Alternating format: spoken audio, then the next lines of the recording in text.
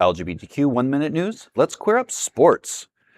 Kyle Loughman talks inclusive rugby at Bingham Cup journey with San Francisco Fog.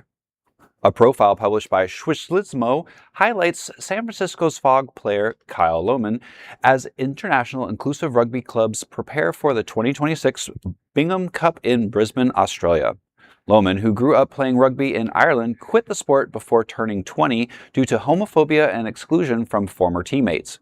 Years later, after moving to California, he joined the San Francisco Fog, finding an inclusive community that welcomed him back to the game. Reflecting on what the club's environment means to him, Loughman noted, quote, "It is more than just a pitch. It's a place where you can be vulnerable without fear of judgment," end quote.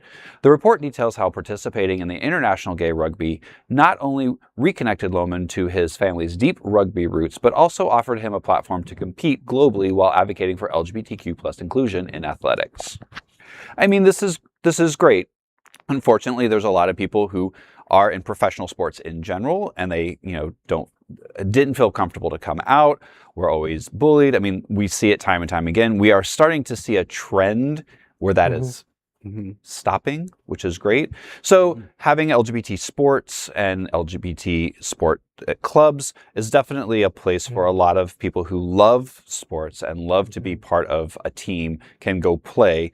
And I'm glad to see that, that is still very active. It's definitely active, very active here in South Florida, but we are getting to see some LGBTQ players now in professional sports in general. Well, I also want to point out, and this is a bit of a trivia, but it's coming up. Bingham Cup is actually named after the hero on Flight 93, who the one that didn't actually crash into any buildings, the one who crashed in Pennsylvania. And he was a rugby player, a gay rugby player at that, and that is why the cup is named after him.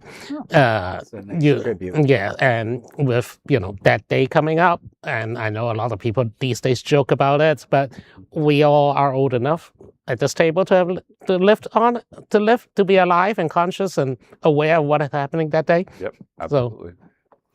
Well, that is an LGBTQ 1 Minute News. There is no other queer nonprofit media platform like this in the entire world. Support our LGBTQ stories by sharing them and subscribing to Queer News Tonight.